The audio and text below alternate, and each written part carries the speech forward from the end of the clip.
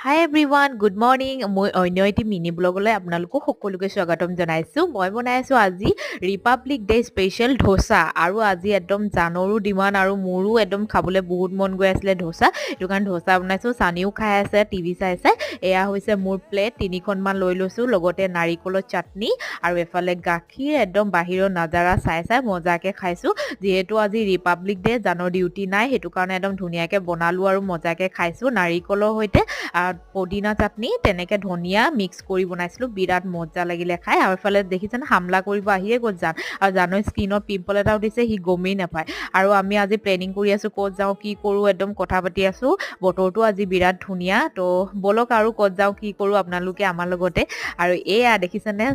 চানিয়ে একদম ঝাণ্ডা একদম পূৰা পতকা লৈ লৈ একদম উৰা মাৰি মাৰি গৈ আছে আৰু আমি আহি পালোঁ ঢলা শদিয়া ব্ৰিজ তো আৰু নেক্সট ব্লগত আপোনালোকক দেখুৱাই আছোঁ তো ইমানে